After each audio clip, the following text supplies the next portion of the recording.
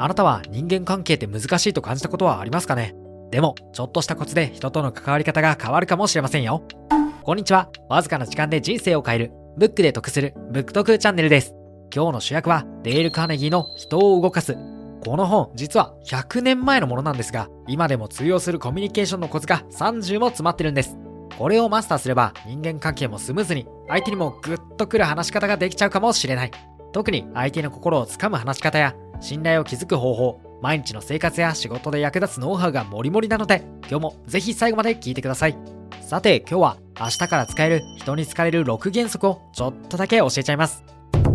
1、相手の話を聞く。学校でも職場でも、しかも合コンでも、自分ばっかり喋ってる人ってちょっと疲れちゃいますよね。だから相手の話に耳を傾け、うなずきながら共感したり感想を言ったりするのを意識しながらリアクションをしてみてください。それだけで相手はこの人ちゃんと聞いてくれてるって感じることがあるかもしれないし、そのおかげで大事な話、少し言いづらいお話なども言えちゃうかもしれませんので、ぜひ一度試してください。2、基本中の基本、それが笑顔。でも意外と忘れがちですよね。面接や面談の時、たまに集中しすぎて真顔になったりする人結構いますよね。もちろん笑顔でずっと話すのは苦手だったり、そんなに笑わなくても伝わるよっていう人、確かに間違ってはないですけど、でも笑顔ただだし瞬時にできちゃいます。しかもその一瞬の笑顔、相手の記憶にずっと残るんですよ。さらに笑顔は人間の感情や態度を表現する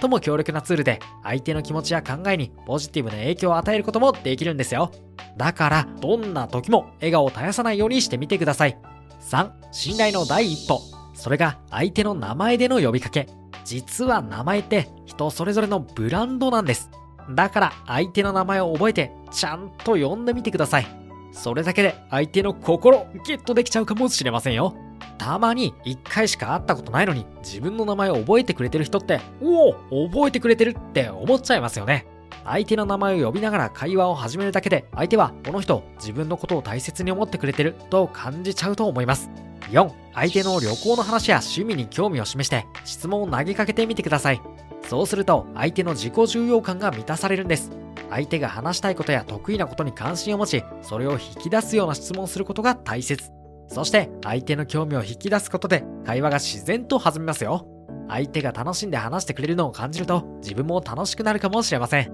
5、さっきの4番にもつながりますが、ちょっとした相手のリサーチが必要かもしれません。相手の興味あることを知ってると話が弾むこと間違いないですよ。SNS をチェックするとか、前回の会話の内容を思い出してみるとか、表情や仕草を観察してみるなど、ちょっとした工夫で相手の関心事を見抜くことができるようになりますよ。6、みんな結構褒められるの大好きなんです。だから相手のいいところを見つけてちゃんと褒めてみましょう。そうするとあなたのこともきっと好きになってくれることでしょう。褒めるときは具体的に、そして心からの言葉を選んであげてください。それが相手の心に響くかもしれません。